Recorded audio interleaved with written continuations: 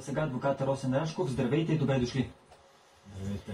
Адвокат Рашков, чисто на вас юридически, стана ли ви ясно как ще работи системата за средна скорост? За да може, ако има нарушение, аз като шофьор какво ще получа като фиш? Ще пише ли къде съм влязал, къде съм излязал и защо ще получа наказание?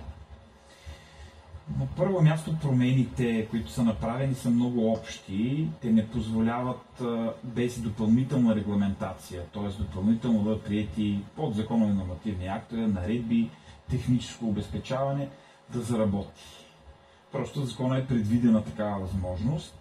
Иначе на всеки от нас може би по-голяма или в по-малка степен е станало ясно какво представлява технологията или по-скоро как работи. Засича се, т.е. заснема се даден автомобил на една точка и след определено време, математически го смята много бързо, разбира се, софтуер, този автомобил, когато се появи на другото място, на втората контролна точка, смята се автоматично за какво разстояние е изминато и за какво време. И ако това е над допустимите посочени параметри за скорост, По формулата е равна на 2 по Т. Разбира се, да, няма как тази кола да се е озовала на това място, нали? Тя не може да се телепортира, поне още не е открит способ.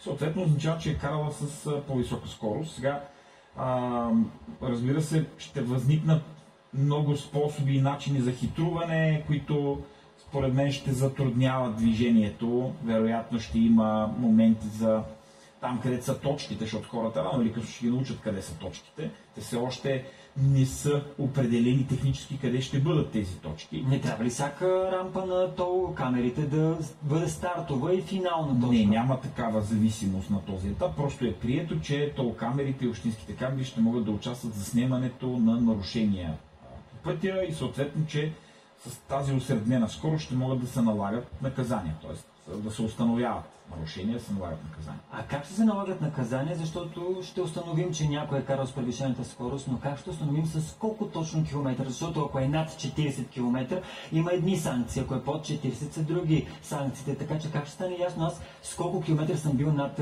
възможното и разрешението? Това е много добър въпрос.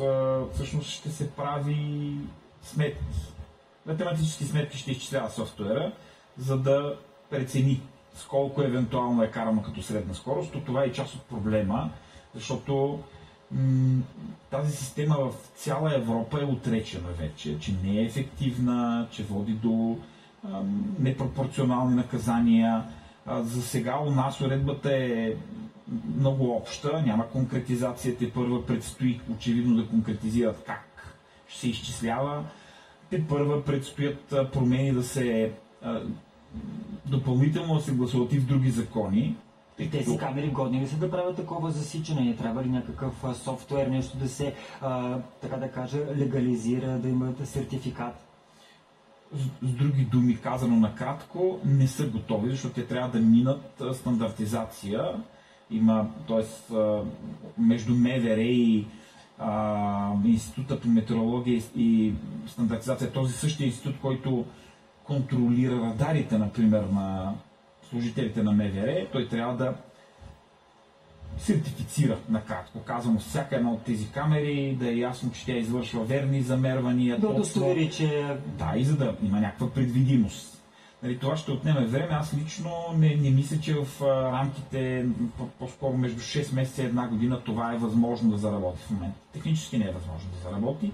Аз лично считам, че това е един много устарял способ, който щом във всички държави го отричат и казват, че не е ефективен. Не знам на каква база някой е решил, че в България ще работиш, но предстои да разберем. Може ли сега масово шофьорите да започнат да обжалват, защото ако при дрегерите виждате, някои казват, той дрегера не отчита вярно, трябва кръвна проба. Знаете, че дори полицаите пък премахнаха това да бъдат тествани с дрегери, защото не показвали точно. Сега някой да каже, камерата не е заснела точно, не ми е изчислено правилно разстоянието и да има много обжалвания и да се почнат такива процедури, за да не се събират пари.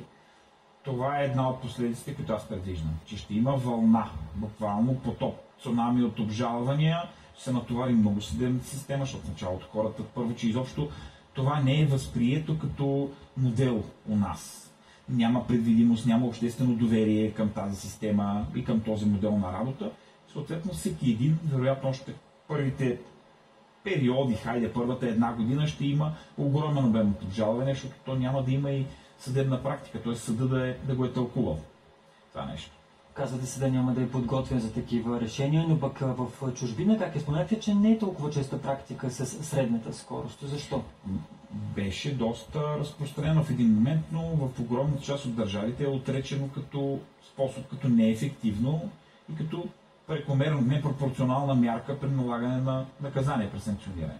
Защото идеята на всички тези мерки, изобщо на наказанията в Закона за движение по пътищата, не е да се наказват самоцелно хората или просто да се пълни бюджета. Това не е целта.